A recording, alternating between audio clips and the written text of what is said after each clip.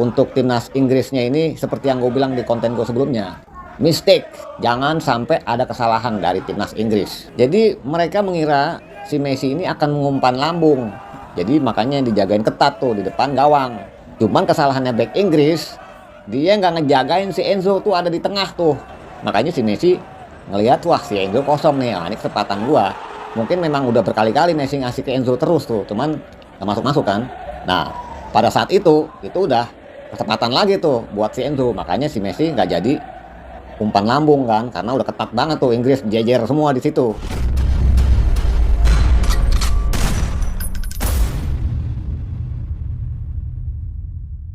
Wait, waduh, gimana Ngap?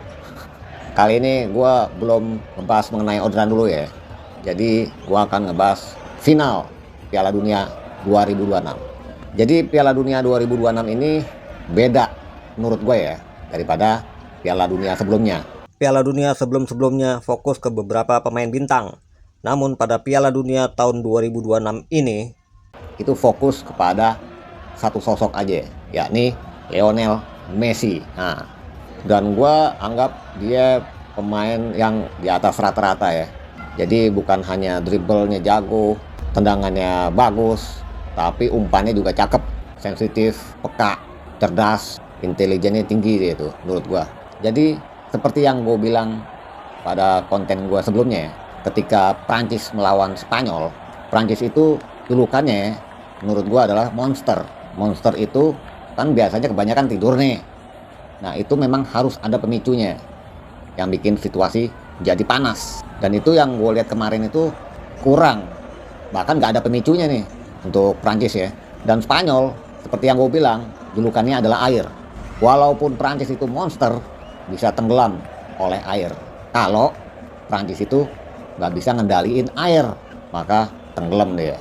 Yang gue lihat, yang gue nilai kemarin pada saat Prancis lawan Spanyol, pertama Prancis itu nggak bisa ngendaliin timnas Spanyol karena banyak banget pemain dari Prancis itu, entah gelandangnya, entah strikernya, itu benar-benar dikunci banget sama Spanyol.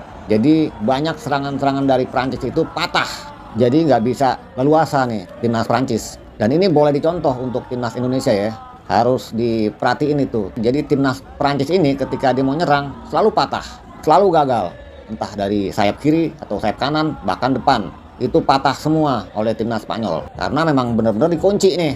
Prancis jadi korbannya, sama sekali nggak bisa jebolin satu pun ke gawang timnas Spanyol. Dan juga seperti yang gue bilang di konten gue sebelumnya, timnas Argentina melawan timnas Inggris. Timnas Argentina kan patokannya Messi, motornya Messi, sosok jiwanya itu adalah ada di Messi. Untuk timnas Inggrisnya ini seperti yang gue bilang di konten gue sebelumnya, mistake, jangan sampai ada kesalahan dari timnas Inggris. Enzo Hernandez itu sebenarnya udah kebaca sama gue nih, udah beberapa kali ngesut, gagal nih, nggak masuk ke gawang. Itu harusnya dijagain si Enzo ini. Itulah yang gue bilang kesalahannya dari backnya Inggris. Jadi mereka mengira si Messi ini akan mengumpan lambung, jadi makanya dijagain ketat tuh di depan gawang. Cuman kesalahannya back Inggris, dia nggak ngejagain si Enzo tuh ada di tengah tuh. Makanya si Messi ngelihat, wah si Enzo kosong nih, ini kesempatan gua. Mungkin memang udah berkali-kali Messi ngasih ke Enzo terus tuh, cuman gak masuk-masuk kan.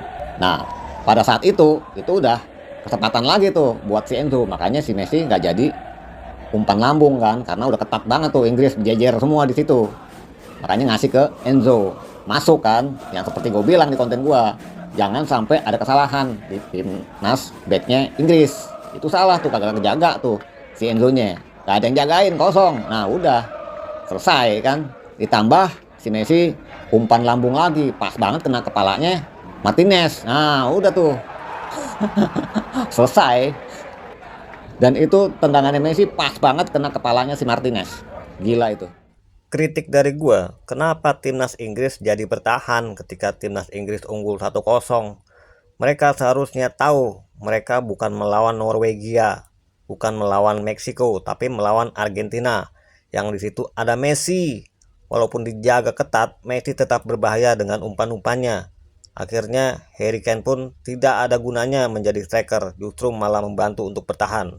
Selamat tinggal timnas Inggris. Dan ada satu hal yang perlu lo perhatiin tentang Messi.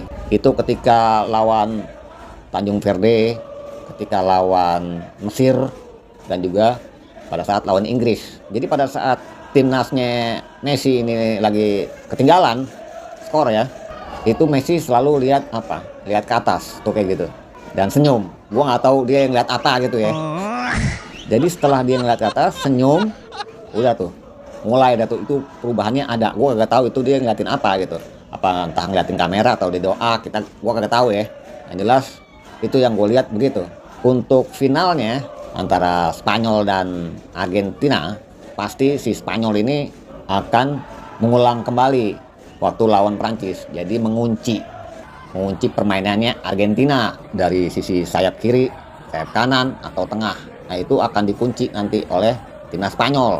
Nah sedangkan timnas Argentina bisa nggak tuh ngendaliin, ngebuka kuncinya dari timnas Spanyol. Kalau bisa, nah, juara tuh pasti tuh Argentina. Tapi kalau kagak bisa, wassalam dah. Timnas Spanyol ini bukan bertahan tapi dia nyerang stylenya. Begitu pula Argentina, sama-sama nyerang nih. Ditambah yang lebih serunya kan Messi emang dulunya tinggal di Spanyol, di Barcelona kan. Di antara kedua tim ini, timnas Spanyol ini kan udah ngalahin Prancis ya. Dia udah pantas juara nih menurut gua ya. Tapi lawannya mental juara Argentina. Nah, kalau gue sih ngefansnya Argentina. Tapi bisa nggak nih ngendaliin Spanyol? Julukannya yang air yang gue sebut. Kalau timnas Argentina bisa ngendaliin air atau kuncian dari Spanyol, juara. Dari hasil beberapa kali pertemuan ya. Jadi 6 kali Spanyol menang atas Argentina. Dan begitu pula Argentina menang 6 kali atas Spanyol. Dan juga 2 kali seri. Itu kalau nggak salah ya. Jadi imbang lah nih posisinya.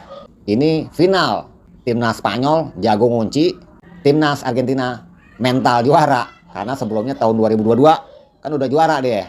Belum jauh-jauh amat itu pengalaman untuk menjuarai Piala Dunia 2022 itu gitu. Yang jelas gue ngefans Argentina karena Argentina ini sangat dramatis ya. Gue suka banget.